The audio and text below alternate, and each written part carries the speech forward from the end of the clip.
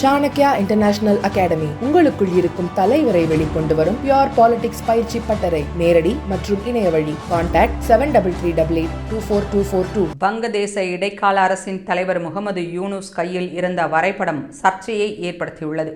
பாகிஸ்தான் ராணுவத்தின் மூத்த அதிகாரி வங்கதேச இடைக்கால அரசின் தலைவர் முகமது யூனுஸை டாக்காவில் சந்தித்தார்.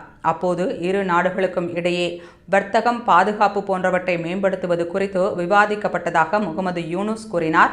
மேலும் இரு நாடுகளுக்கு இடையே இருந்த கலாச்சார உறவுகளை மீட்டெடுப்பது குறித்தும், டாக்கா கராச்சி இடையே நேரடி விமான சேவையை தொடங்குவது குறித்தும் ஆலோசிக்கப்பட்டதாக முகமது யூனுஸ் தெரிவித்தார். அந்த சந்திப்பின் போது முகமது யூனுஸ் கையில் இருந்த வரைபடம் சர்ச்சையை ஏற்படுத்தியுள்ளது.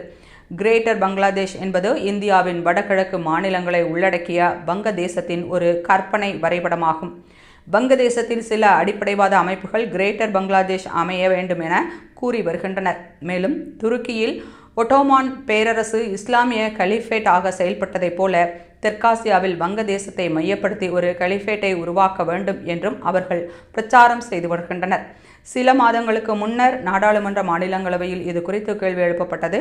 அதற்கு வங்கதேசத்தில் கிரேட்டர் பங்களாதேஷ் கோரிக்கையை மையப்படுத்தி இப்போது எந்த அமைப்பும் செயல்படவில்லை என்று அந்நாட்டு அரசை கூறியுள்ளதாக வெளியுறவுத்துறை அமைச்சர் ஜெய்சங்கர் பதிலளித்தார். இப்போது வங்கதேச இடைக்கால அரசின் தலைவர் கையிலேயே கிரேட்டர் பங்களாதேஷ் வரைபடம் இருப்பது சர்ச்சையை ஏற்படுத்தியுள்ளது. பாகிஸ்தான் உடன் சேர்ந்து கொண்டு வங்கதேசம் சதியில் ஈடுபடுகிறது என இராணுவ வல்லுநர்கள் எச்சரித்து வரும் நிலையில் இந்த சம்பவம் நடந்துள்ளது.